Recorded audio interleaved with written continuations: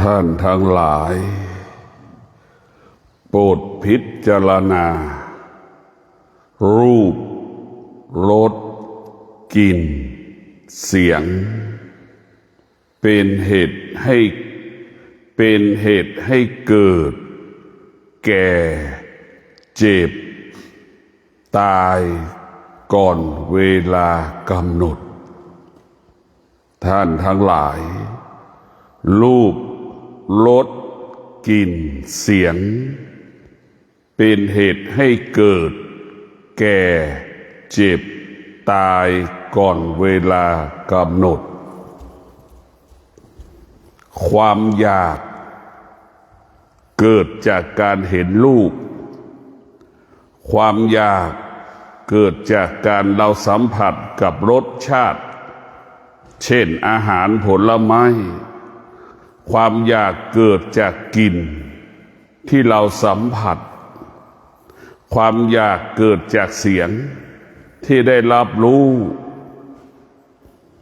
พวกเราทั้งหลายจิตเราไม่ละเอียดเราจะไม่รู้ว่ารูปรสกลิ่นเสียงเป็นผู้บ่อนทำลายชีวิตของเรารูปรสกลิ่นเสียงเป็นเหตุให้เกิดความแตกแยกในครอบครัวของเรา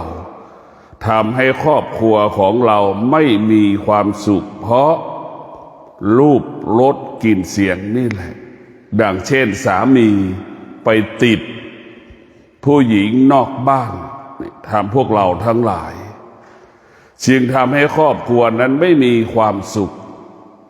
จึงทำให้ครอบครัวนั้นเป็นทุกข์จึงทำให้ครอบครัวนั้นเกิดปัญหาบุคคลที่ไปติดในรูปรสกลิ่นเสียง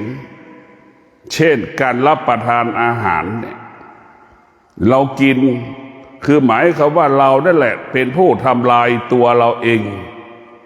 ไม่มีใครทำลายชีวิตเราได้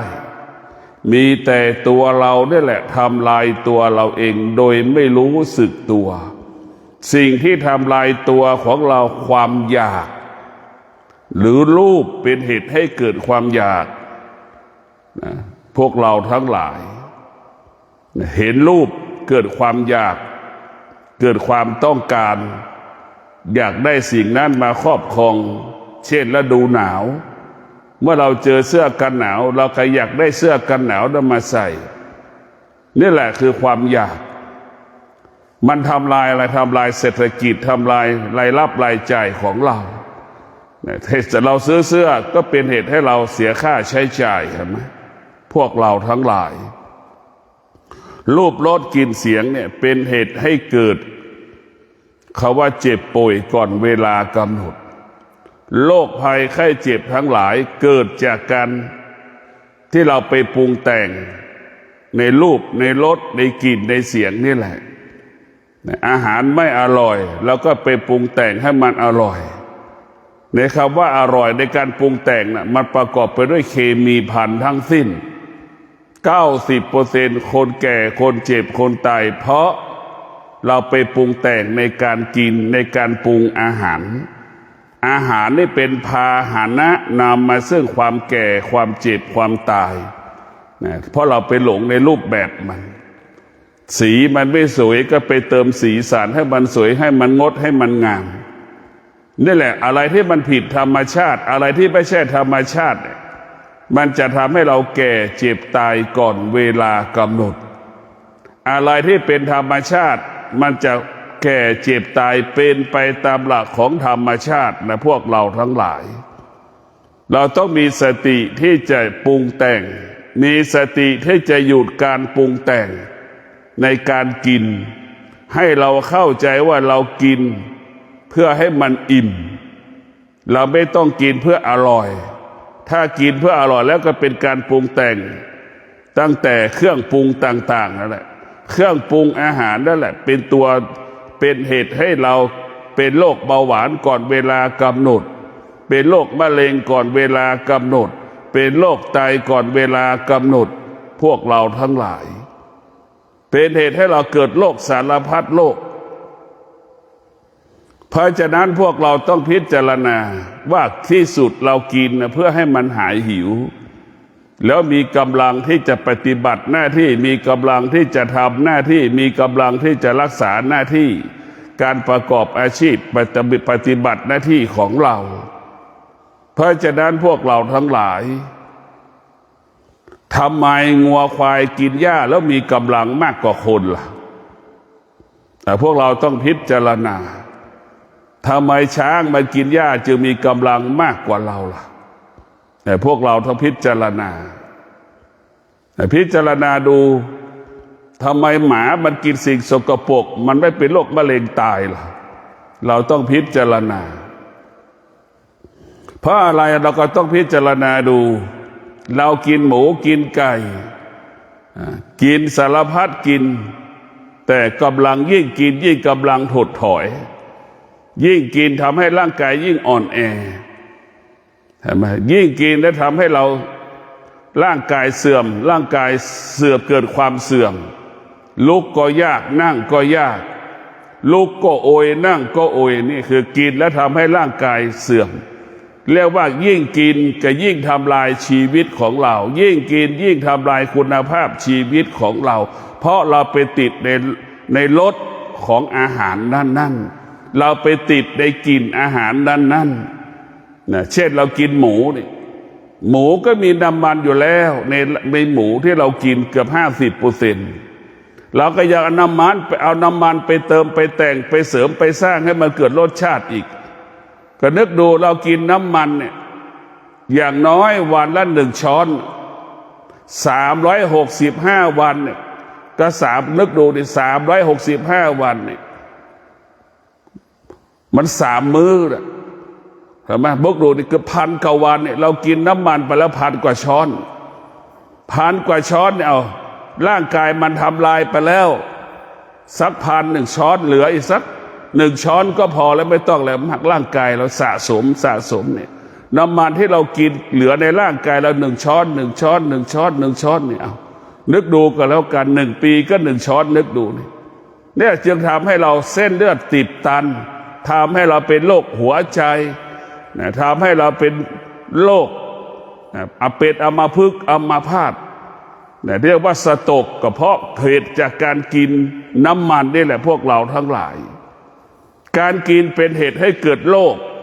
คทำให้เหตุให้เราแก่เจ็บตายก่อนเวลากำหนดพวกเราต้องพิจารณาเรียกว่าตายเพราะกินที่สุดก็ตายเพราะไม่กินมี2 อย่างในพวกเราตายเพราะกินและตายเพราะไม่กินเนี่ยมีแค่2 อย่างเบื้องต้นเรากินที่สุดเราไม่กินเนี่ยพวกเราต้องพิจารณาพวกเราต้องกลับมาพิจารณาว่าทำไมควายมันกินหญ้ามีกำลังมากจังเลยพิจารณาดูช้างมันกินหญ้าทำไมมีพลังมากจังเลยเดี๋ยวเราพิจารณาทำไมเรากินหมูทำไมเราอ่อนแอเราต้องพิจารณากินไก่ทำไมเราอ่อนแอกิน KFC ทำไมเราอ่อนแอเนี่ยเรากินแล้วนี่มันไม่ได้สร้างสรรค์เรามันกินแล้วมันทำลายคนยุคปัจจุบันจะเกิดคำว่าอ้วนมากกว่าผอมเพราะเรากินการกินของเรามันไม่ได้สร้างสรรค์ชีวิตของเราการกินของเรามันทำลายชีวิตของเราเพราะเราขาดปัญญาเราขาดสติเมื่อเราขาดสติและขาดปัญญาเราจะไม่รู้ความจริงเมื่อไม่รู้ความจริงมันก็กินเหมือนคน60 70 80มีพฤติกรรมเหมือนเรากินเมื่อเป็นหนุ่มเป็นสาวเรายังมีพฤติกรรมในการกินเหมือนหนุ่มเหมือนสาวตอนที่เราอายุ30อยู่แต่มาวันนี้เราก็กินแบบนั้นแหละคือขาดสติขาดปัญญาคงสภาพเดิม60 70 80ก็เหมือนหนุ่มเหมือนสาวกินอยู่เราไม่เปลี่ยนแปลงพฤติกรรมในการกินจึงทำให้เรานั้นเจ็บป่วยตลอดเวลาลำไส้ของเราเนี่ยมันเปรียบเสมือนรถ10 ล้อมันทำงานมามากแล้วรถ10 ล้อมาใช้มา20 ปีมันหมดแรงลำไส้เราก็เหมือนกันมันกินมาแล้วตั้ง40 ปีมันทำงานหนักมันที่บรรจุพวกเราทั้งหลายมันทำงานหนัก แต่มันทำงานหนักมากมา30 ปี60 ปี70 ปีนี่มันจึงทำให้ลำไส้เราอักเสบบ้างทำให้ลำไส้เรานั่นเป็นโรคมะเร็งบ้านนำมาซึ่งโรคสารพัดโรคลำไส้เราก็คือถังขยะพวกเราทั้งหลายเราไม่เคยทำความสะอาดถังขยะเลยนะลำไส้เราก็เปรียบเสมือนถังขยะของอาหารที่เรากินไปรวมกันตรงนั้นหมดมันจึงเกิดโรคสารพัดโรคในพวกเราทั้งหลายเราต้องพิจารณาเราขาดสติขาดปัญญานี่ลำไส้เราก็เหมือนรถ18 ล้อนั่นแหละมันไม่มีแรงจนท้ายสุดกินอะไรไปก็ท้องร่วงกินอะไรก็ท้องร่วงกินอะไรก็เจ็บท้องอาการเหล่านี้แหละพอเจ็บท้องมากๆก็เข้าใจว่าเป็นโรคมะเร็งเห็นไหมพอเข้าใจโรคมะเร็งก็กินนอนไม่หลับเครียดพวกเราทั้งหลายจะไปหาหมอก็กลัวหมอให้คำตอบว่าเป็นโรคมะเร็งอันนี้แหละพวกเราต้องเกิดจากเราพวกเราต้องมีเรียกว่าถ้าเรามีธรรมะเราจะรู้จักการกินธรรมะจะจัดระบบในการกินให้รู้จักตัวเองเช่นสติให้รู้จักตัวเองสติสัมปชัญญะให้เรารู้สึกตัวว่าเราแก่คนแก่จะกินอาหารอ่อนๆที่มันย่อยง่ายมันจะก่อให้สุขภาพดีอายุยืนนี่พวกเราทั้งหลายแต่คนแก่ขาดปัญญากินเหมือนเด็กกินเหมือนหนุ่มเหมือนสาวนั่นแหละพวกเราอยากจะต้องพิจารณาเมื่อธรรมะของพระพุทธเจ้าคือสติและปัญญาจัดระเบียบการกินจัดระเบียบการนอนจัดระเบียบการตื่นพวกเราทั้งหลายแล้วว่าธรรมะมันจะจัดระเบียบการนอนคนแก่จะต้องนอนเช้าหน่อยเราจะต้องนอนตื่นตรงต่อเวลาเราต้องนอนตื่นตรงเวลาถึงเวลานอนเราก็นอนเหมือนเด็กอนุบาลเห็นไหมพวกเราทั้งหลายโรงเรียนอนุบาลทั่วประเทศไทยถึงเวลานอนแล้วมันจะต้องให้เด็กอนุบาลนอนกันหมดทั่วประเทศถึงเวลานอนจะต้องนอนถึงเวลาตื่นมันจะต้องตื่นให้เป็นอย่างนั้นแหละทำทุกอย่างให้มันเป็นปกติแล้วมันก็จะเกิดปกตินะพวกเราทั้งหลายทุกอย่างนี่มันเกิดจากตัวเราทั้งหมดทั้งสิ้นเมื่อเรามีสติรู้สึกตัวชีวิตเราก็จะปกติแก่เจ็บตายเป็นไปตามกฎของธรรมชาติแก่เจ็บตายเป็นไปตามหลักของธรรมชาติแต่พวกเราทั้งหลายโดยเฉพาะคนที่ขาดสติเนี่ยจึงทำให้แก่ให้เจ็บให้ตายก่อนเวลากำหนดเช่นอุบัติเหตุที่มันเกิดขึ้นทางถนนก็ดีอุบัติเหตุมันเกิดขึ้นจากการประกอบอาชีพปฏิบัติหน้าที่ก็ดีนี่พวกเราทั้งหลายเนี่ย1 คืน 1 วันเนี่ยเราคิดว่าคนประสบปัญหาเท่าไหร่หมอต้องทำงานหนักเห็นไหมหมอทำงานหนักพยาบาลทำงานหนักเจ้าหน้าที่โรงพยาบาลทำงานหนักตำรวจทำงานหนักกระบวนการยุติธรรมก็ทำงานหนักในพวกเราทำงานเนี่ยเราเรียกว่าเราขาดสติเราไม่รู้จักตัวเองเนี่ยเราขาดสติไม่รู้จักตัวเองประมาทจึงทำสร้างภาระสร้างปัญหาให้กับคนรอบข้างเราเห็นไหมพวกเราต้องพิจารณาว่าเมื่อเราขาดสติสัมปชัญญะเนี่ยมันจะเป็นการทำลายชีวิตของเราแล้วก็ทำลายคนรอบตัวเราทำให้คนรอบตัวเราเป็นทุกข์กับเราเช่นเราป่วยแล้วก็เป็นภาระของคนรอบตัวเราอีกแต่พวกเราทั้งหลายทำให้คนรอบตัวกังวลใจกับเราอีกเห็นไหมเหมือนเราเหมือนรถชนพวกเราทั้งหลายแม่ต้องไปเฝ้าลูกอย่างเงี้ยแม่ต้องลางานหรือที่สุดแม่ต้องออกจากงานไปเฝ้าลูกอย่างเงี้ยเรานึกดูมันทำลายชีวิตวงจรครอบครัวเราหมดเลยนะเมื่อแม่ไม่ได้ทำงานลูกที่มีอยู่ก็อดอยากลำบากอีกคนหนึ่งเจ็บไอ้ความเจ็บนั้นทำลายครอบครัวเราหมดเลยนะถ้าความเจ็บทำลายระบบของความสุขของครอบครัวพี่น้องคนไหนประสบอุบัติเหตุเนี่ยไม่มีใครเฝ้าแม่ต้องรับภาระหนักจะต้องลางานไปเฝ้าเงินเดือนที่หายไปแล้ว10,000-20,000หายไปแล้วพวกเราทั้งหลาย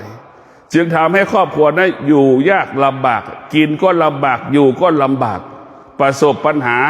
ความเป็นอยู่รายรับรายจ่ายไม่พอมันก็จึงทำให้เกิดคำว่าความทุกข์เกิดขึ้นกับครอบครัว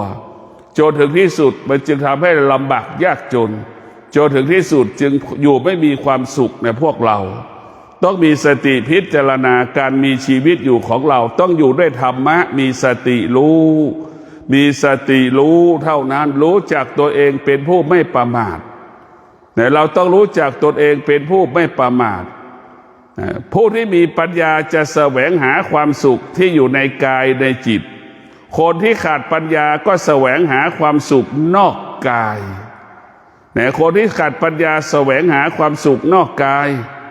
เห็นสิ่งนั้นเอามาเป็นความสุขเห็นสิ่งนี้เอามาเป็นความสุขคือเห็นสิ่งนอกกายมาเป็นความสุขทั้งสิ้นคนที่มีปัญญาจะเห็นว่ากายของเราได้แหละสุขไปอยู่ที่กายทุกข์ไปอยู่ที่กายสุขไปอยู่ที่จิตทุกข์ไปอยู่ที่จิตมันไม่ได้อยู่จากภูเขาลูกนั้นไม่ได้อยู่ถ้ำลูกถ้ำที่นี่ถ้ำลูกนั้นถ้ำลูกนี้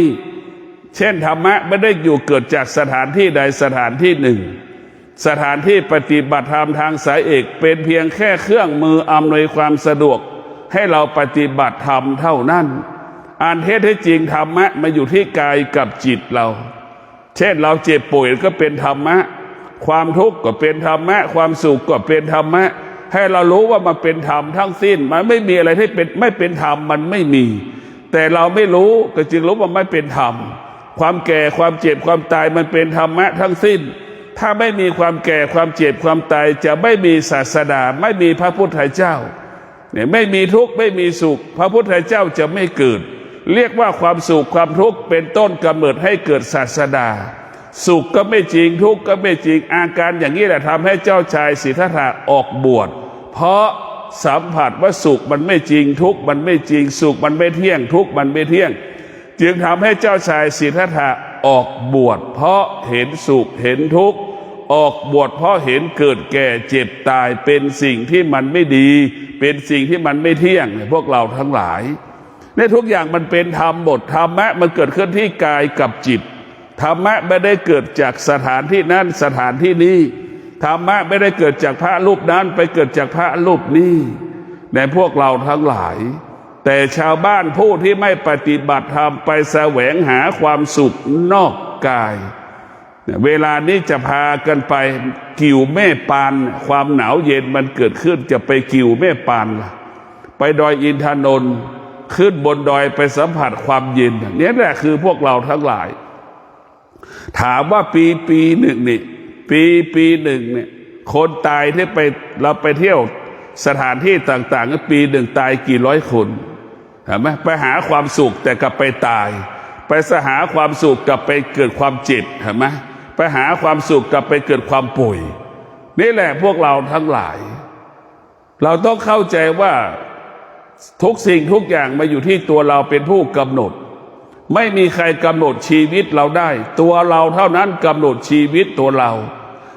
ถ้าเรามีธรรมะก็สติเป็นผู้ควบคุมสติเป็นผู้ควบคุมจิตสติเป็นผู้ควบคุมจิตเหมือนแม่ควบคุมทารกแรกเกิดหรือแม่ควบคุมลูกนั่นแหละจิตเปรียบเสมือนลูกนะจิตเปรียบเสมือนลูกสติเปรียบเสมือนแม่แม่จะต้องเป็นผู้รู้ลูกเป็นผู้ไม่รู้จิตของมันเป็นผู้ไม่รู้สติมันเป็นผู้รู้นะเข้าใจเช่นนี้อยากเห็นสติก็คือเห็นแม่แม่จะเป็นผู้รับผิดชอบทุกอย่างเราอยากเห็นจิตมันเป็นผู้ไม่รับผิดชอบเห็นไหมเหมือนลูกเนี่ยแม่เรียกลูกตื่นทุกวันเห็นไหมเรียกลูกตื่นทุกวัน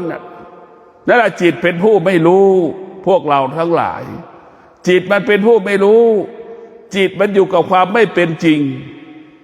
สติคือผู้รู้สติคือตัวรู้เนี่ยผู้รู้ดังแม่ลูกโมโหให้แม่ก็จะหยุดไม่ตอบสนองอารมณ์ของลูกเห็นไหมนั่นแหละผู้รู้อยู่เหนือสิ่งที่เรารู้ดังแม่รู้แม่ก็อยู่เหนืออารมณ์ของลูกแม่โมโหให้ลูกแม่ก็อยู่เหนืออารมณ์ของตนเองนี่แหละเรียกว่ารู้อยู่เหนือรู้แล้วมันก็ไม่มีอะไรนะมันก็ไม่มีอะไรที่จะให้อะไรเรารู้ว่าไฟมันแล้วเอาเชื้อไปเติมน่ะมันก็จะไหม้นั่นแหละพวกเราทั้งหลายเรารู้ว่าลูกโมโหเราก็ไปหลอกล่อให้ลูกโมโหต่ออีกมันก็เกิดความวุ่นวายความทุกข์เกิดขึ้นในพวกเราต้องเข้าใจว่าธรรมะของพระพุทธเจ้าเนี่ยมันว่าด้วยเรื่องการจัดการบริหารชีวิต มันไม่ได้บอกให้เราไปนิพพานไม่ได้บอกให้เราไปสวรรค์มันบอกให้เรามีชีวิตอยู่กับปัจจุบันนี่แหละให้มีความสุขความสุขเหล่านั้นต้องประกอบไปด้วยศีลสมาธิปัญญาความสุขเหล่านั้นต้องประกอบไปด้วยศีลสมาธิปัญญาเนี่ยพวกเราสุขด้วยธรรมสุขด้วยธรรมก็คือสุขด้วยศีลสมาธิปัญญาทุกวันนี้เราสุขด้วยอะไรสุขด้วยวัตถุสิ่งของนี่แหละจึงทำให้เราเป็นทุกข์สุขด้วยวัตถุสิ่งของเป็นสุขนั้นเบียดเบียนชีวิตของเราเบียดเบียนอนาคตของเราสุขด้วยสิ่งของเนี่ยพวกเราทั้งหลายเราต้องมีสติพิจารณาทุกวันเราต้องคิดถึงชีวิตเป็นเรียกว่าเห็นจิตเห็นกายนี่แหละพวกเราทั้งหลายเห็นความทุกข์ถ้าเราไม่เห็นกายไม่เห็นจิตเราก็จะไม่เห็นความทุกข์ไม่เห็นความสุขสุขทุกข์มันเกิดจากกายเกิดจากจิตสุขทุกข์อาศัยจิตอาศัยกายกายกับจิตก็มีตามีหูมีตามีหูมีจมูกมีลิ้นมีกายสิ่งเหล่านี้เป็นพาหนะชั่วร้ายที่สุดนะพวกเราทั้งหลายตาหูจมูกลิ้นกายใจมันเป็นพาหนะที่จะนำพาชีวิตเราไปสู่หายนะถ้าตาหูจมูกลิ้นกายใจไม่ได้รับการอบรมฝึกฝนมันก็เหมือนเสือที่อยู่ในป่ามันกินงัวหมดชีวิตเราก็เหมือนงัวตาหูจมูกลิ้นกายใจเปรียบเสมือนเสือแล้วมันทำลายเราหมดมันนำมาซึ่งหายนะมันนำมาซึ่งหายนะมันเป็นประตูมันเป็นหน้าต่างถ้าเรามีสติฝึกฝนจิตอบรมจิตของเราต้องอาศัยตาจิตของเราต้องอาศัยหูจิตของเราต้องอาศัยจมูกอาศัยลิ้นอาศัยกายมันอาศัยสิ่งเหล่านี้แหละถ้าเราไม่ได้ฝึกมันก็จะเป็นเสือที่อยู่ในป่าเหมือนช้างที่อยู่ในป่าเหมือนสัตว์นานาชนิดที่อยู่ในป่ามันจะเป็นผู้ไม่รู้วกไปวนมาวกไปวนมาดังคนจำนวนมากก็วกไปวนมากับชีวิตตนเองสุขวันนี้ก็เป็นทุกข์วันนี้ทุกข์ก็ยังเกิดสุขก็ยังเกิดอยู่วันนี้มีสุขมีทุกข์ทุกวันเนี่ยวกไปวนมาเนี่ยสัตว์ที่อยู่ในป่าเป็นผู้ไม่รู้ก็อยู่กับอย่างนี้วกไปวนมาคนจำนวนมากก็เป็นผู้ไม่รู้จึงวกไปวนมาอยู่กับความสุขอยู่กับความทุกข์อยู่กับความพอใจอยู่กับความไม่พอใจวกไปวนมากับสิ่งเหล่านี้วกไปวนมากับสิ่งที่พอใจวกไปวนมากับสิ่งที่ไม่พอใจนี่เราตกอยู่ใต้อำนาจเพราะเราเป็นผู้ไม่รู้จึงอยู่กับสิ่งเหล่านี้เมื่อเราฝึกฝนจิตอบรมจิตเราเป็นจิตผู้รู้แต่เมื่อเราเป็นจิตผู้รู้เราจะไม่วกไปวนมาเมื่อเราเป็นจิตผู้รู้เราจะอยู่ตาเห็นรูปเราก็อยู่เหนือรูปที่เรารู้หูได้ยินเสียงเราก็อยู่เหนือเสียงจมูกสัมผัสกับกลิ่นเราก็อยู่เหนือกลิ่นเราไม่ออกอาการไม่สำแดงอาการลิ้นสัมผัสกับรสชาติอาหารเราก็อยู่เหนือรสชาติอาหารเราจะไม่สำแดงอาการเรียกว่าเมื่อเรารู้เราจะไม่เป็นทาสรูปรสกลิ่นเสียงถ้าเราไม่รู้เราจะตกอยู่ใต้อำนาจเป็นทาสของรูปรสกลิ่นเสียงบ่อนทำลายคุณภาพชีวิตของเราเหมือนเราเห็นไหมตาเนี่ยมันโกหกเราตลอดเหมือนเราเดินไปห้างซูเปอร์มาร์เก็ตไปร้านอาหารเนี่ยตาเห็นรูปของอาหารเนี่ยเราเกิดความอยากทันทีพอจมูกไปสัมผัสปฏิเสธลิ้นสัมผัสมันปฏิเสธอาหารแต่ตามันบอกแล้วว่าอร่อยไหมนี่แหละคือทำให้เราหลงนี่เพราะว่าหลงเมื่อหลงมันก็เสียเงินเสียตัวเสียใจเหมือนผู้ชายไปหลงผู้หญิงไปหลงผู้ชายนั่นแหละหมดเนื้อหมดตัวก็เพราะอย่างนี้แหละเราเป็นหนุ่มสาวไปหลงในรูปร่างหน้าตาไปหลงในคำพูดซึ่งกันและกันนะเสียงเนี่ยผู้ชายผู้หญิงพูดก็ไปหลงในเสียงพอหลงในเสียงจะทำให้เสียเงินเสียทองหลงในรูปก็เสียเงินเสียทองเสียตัวเสียใจ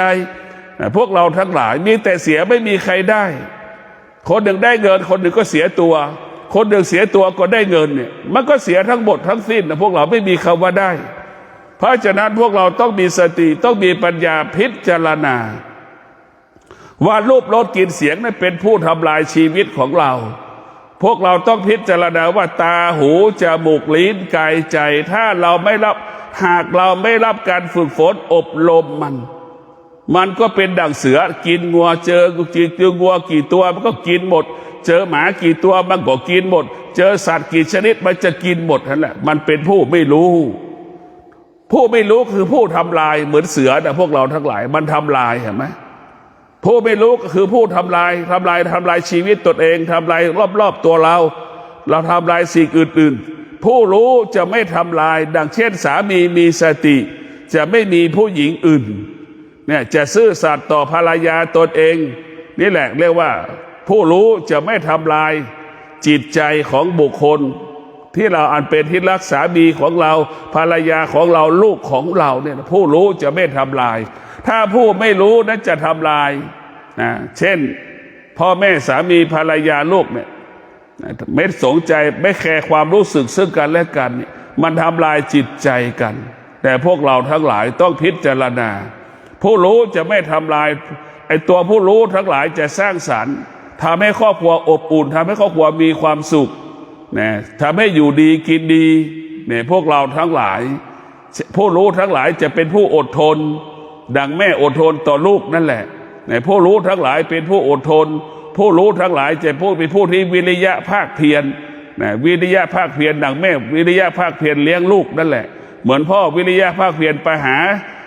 หาสตางค์ไปหาปัจจัยสี่มาเลี้ยงลูกนั่นแหละพวกเราทั้งหลาย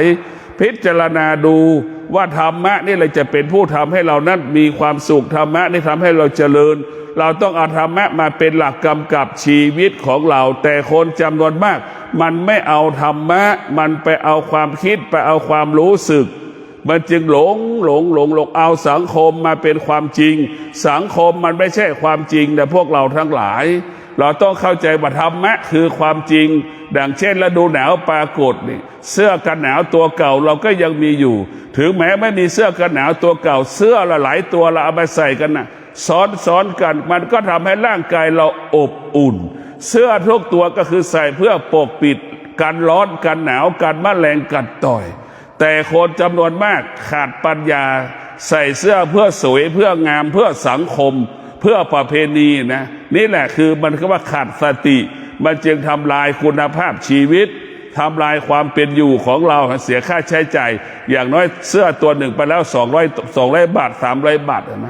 200 บาท300 บาทเราซื้ออาหารให้ครอบครัวให้พ่อแม่ให้ครอบครัวเรากินอิ่มไป1 มื้อแล้วแต่พวกเราทั้งหลายต้องพิจารณาผู้ที่มีสติผู้ที่มีปัญญาสภาวะจิตมันจะละเอียดคนที่ขาดสติขาดปัญญาจิตมันจะหยาบมันมองไม่เห็นความจริงนะมองไม่เห็นความจริงดังคนจำนวนมากนะพอถึงฤดูหนาวแล้วก็ซื้อเสื้อกันหนาวนี่แหละคือเราไปติดในรูปแบบเรียกว่าติดในรูปเสื้อผ้าใหม่ๆพวกเราต้องมีสติเหมือนพระธุดงค์นะพวกเราทั้งหลายชาวบ้านคนไหนที่มีสติเหมือนพระธุดงค์มีชีวิตดังพระธุดงค์จะมีเงินมีทองร่ำรวยมหาศาลนะถ้าชาวบ้านมีการดำเนินชีวิตเหมือนพระธุดงค์เห็นไหมทำงานทุกวันจะร่ำรวยเหมือนพระธุดงค์ขยันนะวันนี้จะต้องเดินให้ได้25 กิโลเนี่ยจากแม่สายไปถึงลพบุรีเห็นไหมนี่พระธุดงค์เขามีสัจจะบารมีอย่างเงี้ยจะเดินจากแม่สายไปถึงลพบุรีวันหนึ่งจะต้องกำหนดสัจจะว่าจะต้องเดินให้ได้25 กิโลหรือวันหนึ่งจะต้องให้สัจจะว่าตั้งแต่เช้าถึงเย็นไม่ถึง5 โมงเย็นจะไม่หยุดในการเดินอันนี้แหละคือสัจจะพวกเราถ้าชาวบ้านขยันดังพระธุดงค์เดินดงนะชาวบ้านจะร่ำรวยพระธุดงค์มีแต่บาตรกับจีวรเห็นไหมเรียกว่าทำงานมากกินน้อยเห็นไหมพวกเราทั้งหลายแต่ชาวบ้านทั้งหลายทำงานน้อยกินมากเห็นไหมมันจึงทำให้เขาว่ายากจนจึงทำให้เขาว่าลำบากถ้าชาวบ้านมีชีวิตดังพระธุดงค์ร่ำรวยมหาศาลขยันดังพระธุดงค์เดินดงเดินวันละ25 กิโลเห็นไหมเราขยันอดทนต่อสภาพร้อนที่มันเกิดพระธุดงค์ก็เดินนั่นแหละเราเห็นว่าถ้าเราขยันแบบนั้นแหละเราจะร่ำรวยแต่ส่วนมากหนาวก็ไม่สู้มีข้ออ้างอีกแล้วร้อนก็ไม่สู้มีข้ออ้างอีกแล้วฝนตกก็มีข้ออ้างอีกแล้วมันก็ยากจนเพราะเรามีข้ออ้างแบบนี้เราหนาวก็ไม่สู้แล้วดูฝนก็ไม่สู้แล้วดู ฤดูร้อนก็ไม่สู้ฤดูหนาวก็ไม่สู้มันก็ยากจนเพราะ3 ฤดูนี่แหละแต่ไหมพวกเราทั้งหลาย3 ฤดูนี่ก็9 เดือนแล้วพวกเรานึกดูอีก4 เดือนไม่จะทำให้ร่ำรวยได้ยังไงล่ะเรายากจนไปทั้งเกือบ4 เดือนละ9 เดือนแล้ว3 เดือน3 เดือน9 เดือนพวกเราทั้งหลายนึกดูดิ9 เดือนแล้ว3 ฤดูละ3 เดือน3 เดือนเนี่ยในเราไปติดมีข้ออ้างข้อเคตัวร้อนก็ไม่สู้หนาวก็ไม่สู้ฝนตกก็ไม่สู้มันลำบากยากจนเพราะเรามีข้ออ้างข้อแก้ตัวไม่สู้กับความร้อนความหนาวฤดูกาลต่างๆผู้ที่มีสติผู้ที่มีปัญญาความร้อนก็ไม่มีค่าความหนาวเย็นก็ไม่มีค่าฝนจะตกก็ไม่มีค่าผู้ที่มีสติมีปัญญามีชีวิตดั่งต้นไม้บนภูเขาเห็นไหมพวกเราทั้งหลายต้นไม้บนภูเขาฝนจะตกไม่มีค่าสำหรับต้นไม้ฤดูร้อนก็ไม่มีค่าสำหรับต้นไม้บนภูเขาฝนจะตกไม่ตกไม่มีค่าสำหรับต้นไม้บนภูเขานี่แหละพวกเราทั้งหลายคนที่มีปัญญาจะมีชีวิตดั่งต้นไม้บนภูเขาพึ่งพาตนเองอาศัยตนเองคนที่ขาดสติคนที่ขาดปัญญามีชีวิตดั่งสวนต้นดั่งสวนสาธารณะนะพวกเราทั้งหลายต้นไม้สวนสาธารณะนึกดูดิมันเป็นยังไงถ้าเราไม่ลดน้ำ7 วันมันจะเหี่ยวมันจะเฉาเห็นไหมนั่นมันอยู่ด้วยเงื่อนไขนะมีข้ออ้าง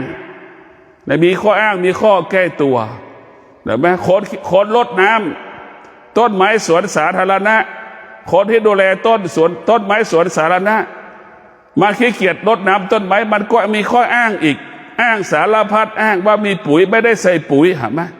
มันอ้างไปหมดมันจึงทำให้ชีวิตเราคนส่วนมากลำบากเพราะมีข้ออ้างมีข้อแก้ตัวในพวกเราทั้งหลายผู้ที่มีสติจะเป็นผู้ที่มีสติผู้ที่มีปัญญานั้นจะเป็นผู้ที่ไม่มีเหตุไม่มีผลเป็นผู้ที่อยู่เหนือเหตุและผลเป็นผู้ที่ไม่มีเหตุผลเป็นผู้ที่อยู่เหนือเหตุผลเรียกว่าผู้รู้ทั้งหลายไม่มีเหตุผลเข้าใจว่าฝนตกเป็นธรรมดาฤดูหนาวเป็นธรรมดาฤดูร้อนเป็นธรรมดาเนี่ยเข้าใจเช่นนี้ว่ามันเป็นแบบนี้อย่างนี้เนี่ยพวกเราทั้งหลายพวกเราต้องกลับมาสนใจใส่ใจเรื่องธรรมะมาปฏิรูปตนเองตนแลเป็นที่พึ่งแห่งตนเราต้องท่องดังๆว่าตนแลเป็นที่พึ่งแห่งตนเราจะมีลูกเราจะมีหลานเราก็ต้องท่องตนแลเป็นที่พึ่งแห่งตนพอลูกหลานไม่สามารถอยู่กับเราได้ตลอดเวลาธรรมะอยู่กับเราตลอดเวลาก็คือตนแลเป็นที่พึ่งแห่งตนเห็นไหมธรรมะอยู่ที่ไหนอยู่ที่กายของเราเห็นไหมธรรมะอยู่ที่กายของเราร่างกายของเราจะเป็นบ่อเกิดแห่งธรรมะร่างกายของเราในห่อผ้าไตรปิฎกนะพวกเราทั้งหลายร่างกายของเราห่อผ้าไตรปิฎกนะจิตของเรานี่แหละคือพระไตรปิฎกเห็นไหมร่างกายของเราเป็นบ้านของจิตร่างกายของเราคือหอพระไตรปิฎกจิตของเราคือพระธรรมนะพวกเราทั้งหลายต้องให้เข้าใจอย่างนี้พวกเราต้องมีสติในการดำเนินชีวิตแต่ละวันเราต้องกลับมาสนใจใส่ใจว่าพ่อแม่สามีภรรยาลูกนั้นไม่อาจตอบสนองได้เราต้องเข้าใจว่าพ่อแม่สามีภรรยาลูกหลานนั้นเป็นเครื่องมืออำนวยความสะดวกซึ่งกันและกันแค่บางเวลาแต่ที่สุดก็คือตนแลเป็นที่พึ่งแห่งตนไม่มีใครสามารถช่วยเราได้ไม่มีใครช่วยเราได้ให้เราเข้าใจเช่นนี้มีแต่ตัวเราเท่านั้นช่วยตัวเราเองตนแลเป็นที่พึ่งแห่งตนถ้าแม่คิดได้แบบนี้พ่อคิดได้อย่างนี้พ่อก็สุขภาพดีแม่ก็สุขภาพดีปู่ย่าตายายน้าอาทั้งหลายคิดได้เช่นนี้ตนแลเป็นที่พึ่งแห่งตนสุขภาพดีอายุยืนแต่ส่วนมากมันคิดไม่ได้ไปผูกกับติดลูกไปติดหลานไปยึดติดลูกหลานไม่โทรศัพท์มาหาลูกหลานไม่มากินข้าวก็เกิดอาการสำแดงอาการไม่สบายใจแล้วแต่พวกเราทั้งหลายเราต้องเข้าใจว่าที่สุดตนแลเป็นที่พึ่งแห่งตนเจ็บป่วยก็ไม่มีใครรู้เจ็บเราต้องมีสติเจ็บได้ตัวเราเองป่วยได้ตัวเราเองตายได้ตัวเราเองยามที่เราแก่เราเจ็บเราป่วยชีวิตเราจะไม่ผูกกับลูกกับหลานจะไม่ผูกกับสามีภรรยาเราจะต้องไม่ผูกกับพ่อกับแม่ แต่ต้องมีสติเราจะต้องยึดตนเองเป็นหลักตนแลเป็นที่พึ่งแห่งตนตอนที่เราไปโรงพยาบาลได้เราต้องไปตัวได้ตัวเราเองตอนที่ไปไม่ได้ก็เรื่องของมันไปได้ตัวเราเองเจ็บป่วยก็มีสติรู้รีบไปหาหมอมีสติเจ็บป่วยต้องรีบไปหาหมอแก่ด้วยตัวเราเองเจ็บด้วยตัวเราเองตายด้วยตัวเราเองเมื่อความแก่ความเจ็บความตายมันจะเกิดเราไม่ต้องไปผูกกับลูกกับหลานไม่ต้องไปผูกกับสามีภรรยาพ่อแม่ลูกเขาไม่สามารถมาหยุดยั้งยับยั้งห้ามไม่ให้เราแก่เจ็บตายได้นะทุกคนเกิดมาต้องแก่ต้องเจ็บต้องตายถ้าเรารู้แบบนี้เนี่ยตายแบบมีสติป่วยแบบมีสติถามว่าตายก็จะมีสติป่วยก็มีสติแก่ก็มีสติไม่มีใครไม่แก่มีสติรู้แล้วเราก็ไม่ต้องไปสนใจว่ามันแก่ไม่มีใครไม่เจ็บไม่มีใครไม่ป่วยไม่มีใครไม่ตายไม่มีนี่แหละเรียกว่าแก่เจ็บตายด้วยสติปัญญารู้ว่ามันเป็นความจริงแล้วเราไม่ออกอาการไม่แสดงอาการกังวลใจสบายใจนี่คือธรรมะ100%เกิดขึ้นกับเราแต่ถ้าเรากังวลใจกับความแก่ความเจ็บความตายแสดงว่าธรรมะเราไม่มีธรรมะยังไม่เกิดคนไหนก็แล้วแต่ปฏิบัติธรรมรู้ธรรมทำได้จริงเนี่ยก็ต้องรู้แล้วว่าเราจะไม่หวั่นไหวเมื่อความแก่ความเจ็บความตายมาปรากฏถ้าหัวใจเรายังหวั่นไหวความแก่ความเจ็บความตายแสดงว่าเรายังธรรมะยังไม่สมบูรณ์สติปัญญายังไม่สมบูรณ์สติปัญญายังไม่แรงกล้าจึงกลัวจึงหวั่นไหวกับความแก่ความเจ็บที่มันทำให้เราสะเทือนหวั่นไหวทุกวันนี้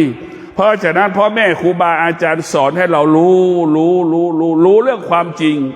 ไม่ให้เรารู้เรื่องไปนิพพานแต่รู้เรื่องความจริงนี่แหละเมื่อเรารู้เรื่องความจริงร่างกายเราก็สะอาดบริสุทธิ์ร่างกายของเราสะอาดบริสุทธิ์จิตใจเราสะอาดบริสุทธิ์เหมือนน้ำที่เราดื่มนั่นแหละพวกเราทั้งหลายถ้าเราไม่รู้ความจริงร่างกายและจิตใจเราจะขุ่นมัวเหมือนน้ำกาแฟเห็นไหมถ้าเราไม่รู้ความจริงจิตใจเราเปื้อนเปื้อนไปด้วยสิ่งสกปรกมันร่างกายสกปรกเปื้อนจิตใจแล้วก็ขุ่นมัวเหมือนน้ำกาแฟเหมือนแก้วน้ำกาแฟเปื้อนไปด้วยกาแฟจิตเราขุ่นมัวเหมือนน้ำกาแฟร่างกายเราเปื้อนไปด้วยกิเลสตัณหาราคะความโลภความโกรธความหลงความโกรธความหลงเหมือนแก้วน้ำเปื้อนด้วยน้ำกาแฟนั่นแหละพวกเราทั้งหลายจิตของเราก็ขุ่นมัวไปด้วยกิเลสเหมือนน้ำกาแฟเห็นไหมพวกเราทั้งหลายเราจะต้องทำให้จิตเราทำให้กายเราใสเหมือนน้ำที่เราดื่มแม้กระทั่งขวดก็ต้องสะอาดเราถึงจะดื่มน้ำก็ต้องสะอาดเราถึงจะดื่มน้ำอย่างมีความสุขอยู่อย่างมีความสุขกายสะอาดจิตสะอาดเหมือนน้ำที่เราดื่มแล้วมีความสุขเช่นนั้นแหละพวกเราทั้งหลายให้เราเข้าใจทุกวันนี้เราขาดสติขาดปัญญาจึงหลงทางหลงผิดวกไปวนมาวกไปวนมาตลอดเวลาจึงทำให้ชีวิตเรานั้นไปไหนไม่ได้ท้ายสุดชีวิตของเราก็เหมือนคนติดคุกนะเราอยู่โลกกว้างเนี่ยนะเหมือนคนติดคุกนะเหมือนคนติดคุกถ้าเรามีสติมีปัญญาเหมือนคนไม่ได้ติดคุกนะพวกเราทั้งหลายถ้าเราขาดสติขาดปัญญาเราวกไปวนมาอยู่กับความโลภความโกรธความหลงความอยากความรู้สึกสารพัดความรู้สึกพอใจไม่พอใจความสุขความทุกข์เราจะอยู่ตรงนี้ตลอดเวลาถ้าเรามีสติมีปัญญาเราจะไม่กังวลใจเราจะอิสระเหมือนคนอยู่นอกคุกชีวิตเป็นอิสระอยากกินอยากนอนอยากเดินอยากทำอะไรอิสระทุกอย่างนั่นแหละคือผู้ที่มีสติปัญญาจะมีกายอิสระมีจิตอิสระก็ขอความสุขสวัสดีจงเกิดแก่ท่านทั้งหลายขอให้ท่านทั้งหลายมีสติมีสติรู้ว่าแก่เป็นของธรรมดาเจ็บเป็นของธรรมดาตายเป็นของธรรมดาถ้าบุคคลใดเป็นผู้รู้ก็จะแก่เจ็บตายเป็นไปตามหลักของธรรมชาติบุคคลใดเป็นผู้รู้จะอยู่กับความแก่ความเจ็บความตายได้อย่างเป็นปกติขอความสุขสวัสดีจงเกิดแก่ท่านทั้งหลายขอให้ท่านทั้งหลายมีสติในการดำเนินชีวิตออกจากความไม่เป็นจริงมีสติอยู่กับความเป็นจริงตนแลเป็นที่พึ่งแห่งตนแลเป็นที่พึ่งแห่งตนขอเจริญพร